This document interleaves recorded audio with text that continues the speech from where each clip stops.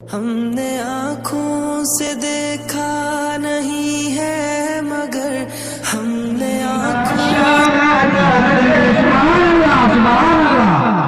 मचल के बोलिए मैं जिम्मेदारी शेष बालों से गुजारिश करता हूँ कि आप जब साथ देंगे तो माशाल्लाह मैं कामयाब हो जाऊंगा।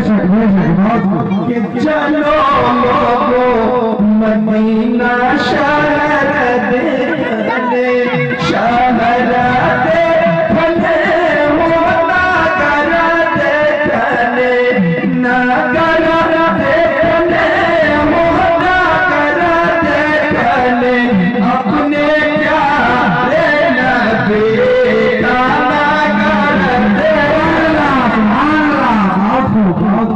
हमारे मौलाना फरूक आलम साहब भी नवाज रहे हैं।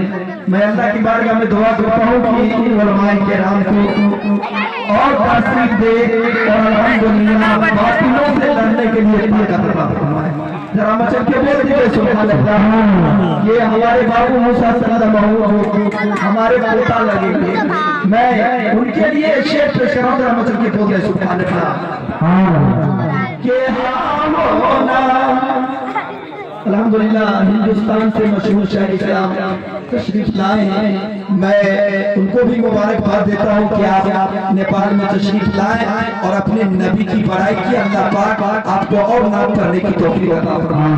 के हाथ से खुद चला इच्छा करिया होना पानी भर भर के करिया होना चलो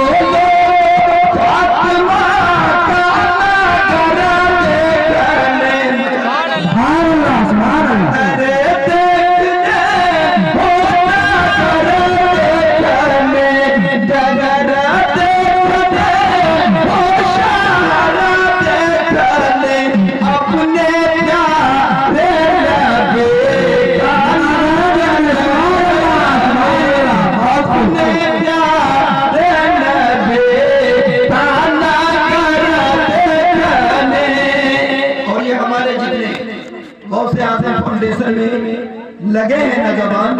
मैं उनके जानिब से शेर पेश कर रहा हूं के बोल रहे सुभान अल्लाह के सदके में आपको कामयाबी देगा और आप कामयाब हो जाएंगे। पहले ये शेर सुन लीजिए और मैं कहना तो बोलना चाहूंगा। जरा मचल के बोल रहे सुभान अल्लाह के महासन और हुसैन के दिलदार है महासन और हुसैन के दिलदार है और तो बेवह जन्नत के सरदार है। चलो अपने नबी का नगर देखने नगर देखने होगा कर देखने वो अपने प्यारे नबी का नगर अपने प्यारे नबी का नगर देखने। जरा मतलब के बोल रहे सुभान अल्लाह। एक शेर और मैं पढ़ता हूँ उसके बाद मैं अपना वक्त खत्म करता हूँ इंशाअल्लाह। हमारे स्टेज पे बड़े बड़े उलमाए किराम तशरीफ फरमा है। एक शेर पढ़ के मैं आपसे रुखसत होता हूँ। और जिन बाप का सपना है क्या नाम है असगर अली के धन भागे बिटिया मौले जला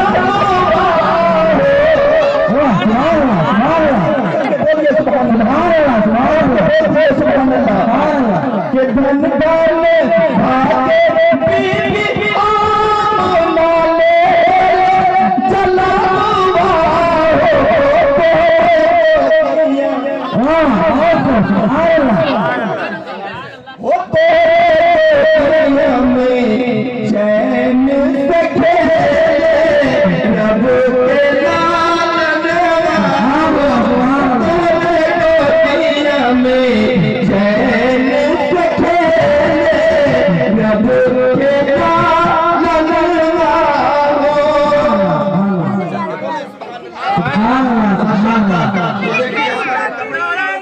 अल्लाह अकबर या रसूलुल्लाह जिंदाबाद जिंदाबाद अल्लाह अकबर या रसूलुल्लाह।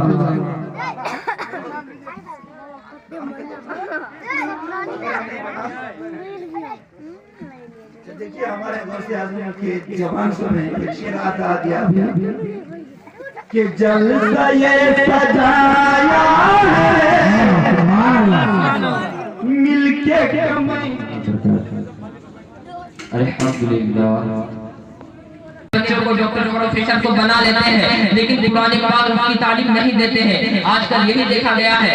लेकिन हमारे डायरेक्टर हमारे गुलाम नबी सर कहते हैं if you have education then you can anything, then you can anything and you can anything. चलिए दुरूद पाक पढ़िए। अल्लाहुम्मा सल्ली अला सय्यिदना मौलाना मुहम्मद वाली मुस्लिम सल्लल्लाहु अलैहि या रसूलुल्लाह सल्लल्लाहु अलैहि वसल्लम।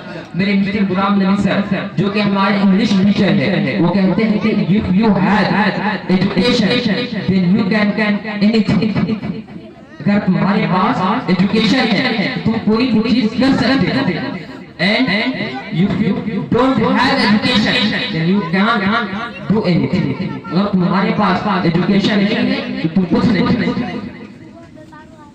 एजुकेशन, तालीम, इल्म, हुनर। अगर आपके पास हुनर है, आपके पास इल्म है, आपके पास कोई चीज करने की हुनर है, कोई चीज करने की कला है, तो समझिए कि आप कामयाब इंसान है। लेकिन ऐसे कला कोई काम का नहीं, ऐसे हुनर कोई काम का नहीं जो हुनर हमारे आखिरत को बर्बाद कर दे। हाँ, मैंने अभी कहा था कि आजकल जो है अपने बच्चों को इंसान जो है डॉक्टर को बनाते हैं, प्रोफेसर बनाते हैं, बड़े बड़े ये सोच रखते हैं कि हमारे बच्चे जो है बड़े स्कूल में पढ़ाएंगे, वो बड़े हॉस्पिटल में रहेंगे, वो सीओ वाले कुर्सी पे बैठेंगे।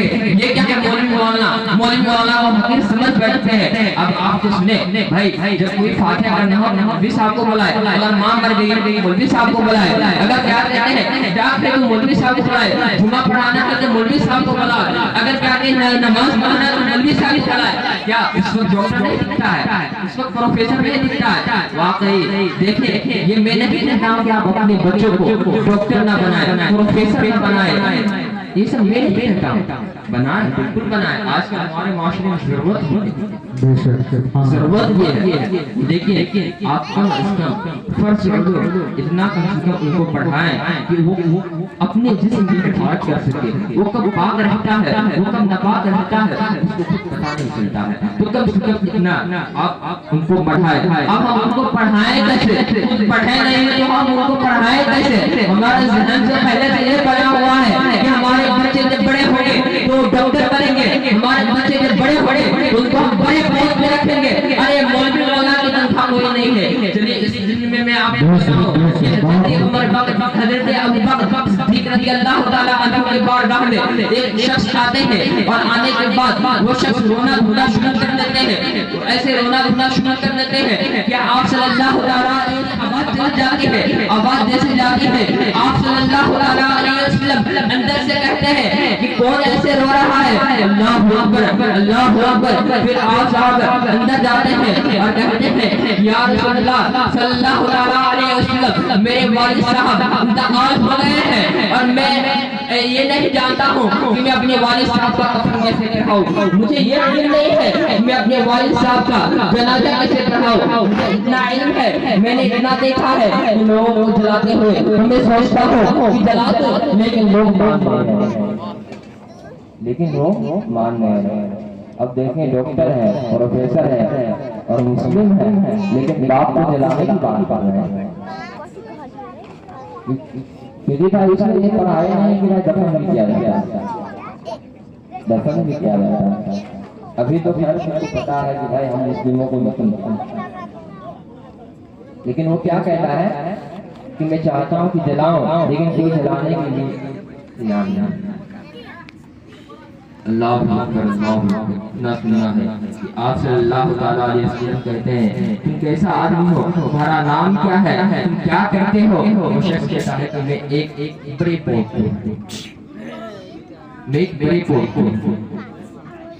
कैसे बड़े पोस्ट तुमको पता है कुरान क्या है? कहता है नहीं पता। उसको बोला तुमको पता है इस्लाम किसे कहते हैं? अब बताए ऐसे डॉक्टर या प्रोफेसर बनकर क्या फायदा। फिर आप सल्लल्लाहु अलैहि वसल्लम जो है अपने सहाबा को हुक्म देते हैं कि जाओ उनके वालिद साहब को नमाज जनाजा के लिए तैयार करो। हम खुद चल करके आ रहे हैं कि नमाज जनाजा पढ़ाने के लिए। अल्लाह फिर सहाबा इकराम वहां पहुंचते हैं। पहुंचने के बाद क्या देखते हैं कि उनके वालिद साहब का चेहरा सुर्ख हो गया है। उनके वालिद साहब के जिस्म से जो है पानी की बू, गंदी खून की बू आ रही है। अल्लाह अकबर। फिर सहाबा इकराम वापस आते हैं और आने के बाद आप सल्लल्लाहु ताला अलैहि वसल्लम की बारगाह में कहते हैं कि या रसूल अल्लाह ऐसे ऐसे मैंने माजरा देखा। अल्लाहु अकबर अल्लाहु अकबर। फिर आप सल्लल्लाहु ताला अलैहि वसल्लम खुद चलते हैं उनके साथ और जब जाते हैं आप सल्लल्लाहु ताला अलैहि वसल्लम उनके साथ तो क्या देखते हैं कि वाकई उनके बदन से जो है ये खून की बदबू आ रही है और खून उनके बदन से निकल रहा है। अल्लाहु अकबर। फिर आप सल्लल्लाहु ताला अलैहि वसल्लम वहां पे दुआ करते हैं। दुआ करने के बाद उस शख्स का जिस्म सलामत होता है। सलामत होने के बाद उस शख्स को नमाज जनाजा के लिए कब्रिस्तान ले जाया जाता है। जिससे कब्रिस्तान ले जाते हैं उसके बाद में आप सल्लल्लाहु ताला अलैहि वसल्लम उसकी नमाज जनाजा पढ़ाते हैं। नमाज जनाजा पढ़ाने के बाद उस शख्स के बेटे जो होते हैं जो कि अपने आप में कहते हैं कि मैं बड़ा आदमी हूं, उससे आप सल्लल्लाहु ताला अलैहि वसल्लम पूछते हैं ये बताओ तुम्हारे वालिद साहब जब दुनिया में रहा करते थे क्या क्या करते थे? वो शख्स कहता है, वो लड़का कहता है या रसूल अल्लाह मुझे तो खबर नहीं है मेरे वालिद साहब क्या क्या करते थे, लेकिन इतना जरूर पता है मेरे वालिद साहब नमाज पढ़ा करते थे। बोला कि नमाज पढ़ा करते थे तब क्यों ऐसे हुआ? तो फिर वहां के लोगों से मालूम किया गया तो लोगों ने कहा कि इनके वालिद साहब नमाज पढ़ा करते थे, नमाज पढ़ा करते थे लेकिन विदाउट एजुकेशन बगैर इल्म के, यानी जैसे चाहे उसे नमाज पढ़। याद रखिए इल्म जरूरी है। अगर सिर्फ पढ़ते इल्म जरूरी है। तो मैं आपसे यही कहूँगा कि कोई भी इल्म हासिल करे डॉक्टर प्रोफेसर से कोई दिक्कत नहीं है, लेकिन कम से कम फर्ज इल्म आप हासिल कर लें। अब यहाँ पे उलमा इकराम कुछ ज़्यादा है, मैं यही मुनासिब समझता हूँ कि यही भी मैं अपने गुफ्तगू को खत्म करूँ तो वास्ता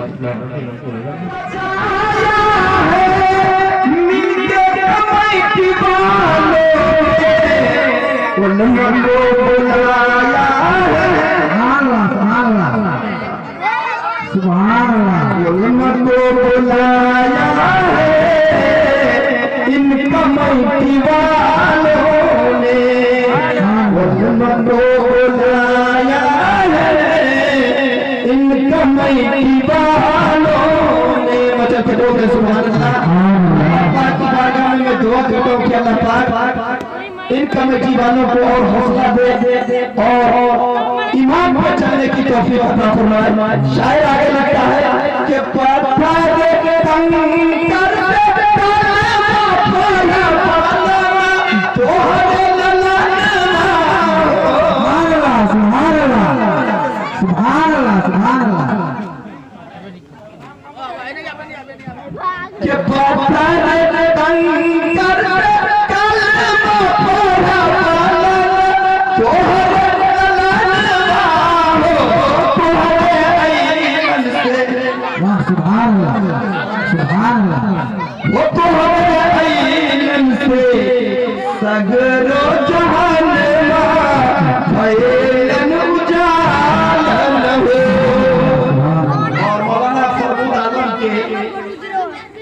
फरमाइश के मुताबिक दो शेर में पेश करो जरा चल के बोलते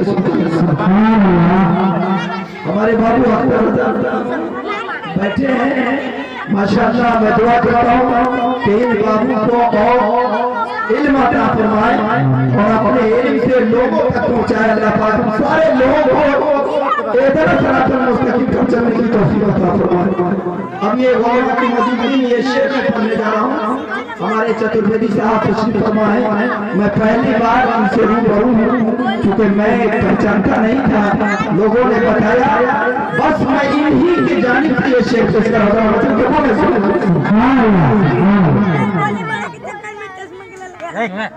जन्नत मिलेगी किसको सरकार जानते।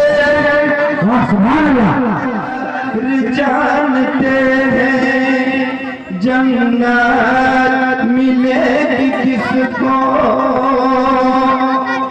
अहमद रज़ा के नज़दीक तू क्या समझ सकेगा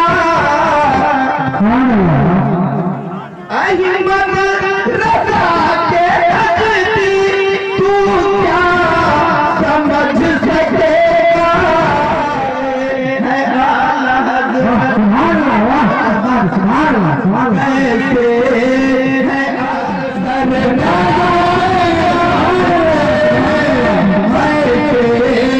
है आला हज़रत चलते बोलिए सुभान अल्लाह। अगर आपके पास बेटी है तो दिल थाम के बैठो, मैं वो शेर देने जा रहा हूँ। माशाअल्लाह आप ताकत से, हिम्मत से और जज्बा से कहेंगे कि मेरे पास बेटी है। शेर के मैं अंदाज भेज रहा हूँ। चतुर्वेदी साहब लहजा फरमाए, तुम अपनी पासियों हर किस न बोझ समझो। पूरे मौजमा इस शेर को रिकॉर्ड कीजिए, बड़ा मुश्किल से शेर आता है दिमाग में। तुम अपनी पासियों हर किस न बोझ समझो, बेटी है घर की रहमत, बेटी है घर की रहमत, बेटी है घर की रहमत। एक नारा तो लगा दो, नारे तकबीर, नारे तकबीर, नारे रिसालत, नारे रिसालत। सुन्नत मुस्तफा कॉन्फ्रेंस, सुन्नत मुस्तफा कॉन्फ्रेंस, ममता हकीका, कौशल प्रोटेक्शन, नारे तकबीर, नारे रिसालत। अब मैं वो शेर कहने जा रहा हूँ। मैं इंडिया से आए हैं, माशाअल्लाह बहुत अच्छे अंदाज में उन्होंने शेर पढ़ा और हम लोगों ने सुना। लेकिन इस स्टेज पे जितने भी उलमा हैं, मैं उन तमाम के जानिब से शेर पेश कर रहा हूँ। सिदरा पे जाके अब मैं न जा सकूंगा। देखिए उलमाए किराम इस शेर को बड़े एहतराम से लेते हैं और माशाअल्लाह मैं चाहता हूँ कि इस शेर को सीने में रखें कि सिदरा पे जाके अब मैं न जा सकूंगा। जरा मचल के बोलिए सुभान अल्लाह। इस बच्ची को उलमा की खिदमत करने के एवज में अल्लाह पाक इन्हें हाफिजा बना दे। जरा मचल के बोल दिए सुभान अल्लाह। सिदरा पे जाके अब मैं न जा सकूंगा, जिब्रील की है बुरी मिली हकीकत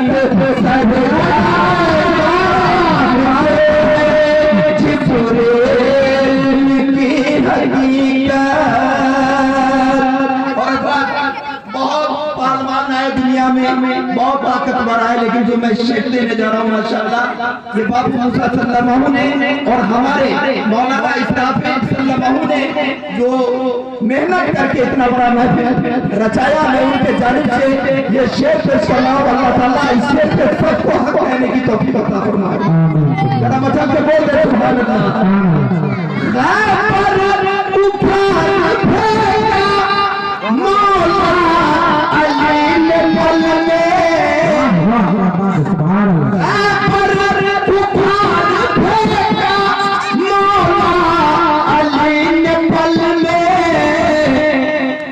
शबीर की हकीकत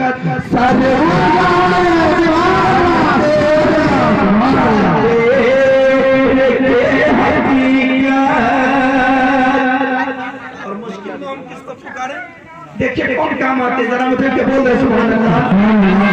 हमारे बाबू इसराफिल रज़ा सल्लल्लाहु और रोज कहते हैं कि हमारे चचा हमको गाली देते हैं, लेकिन जब उस्ताद किसी को गाली देता है तो वो दुआ करके आता है। माशाअल्लाह मैं चाहता हूँ कि ये शेर तुम्हारे लिए मैं अदब के साथ पेश कर रहा हूँ। जरा मतलब के बोलो सुभान अल्लाह।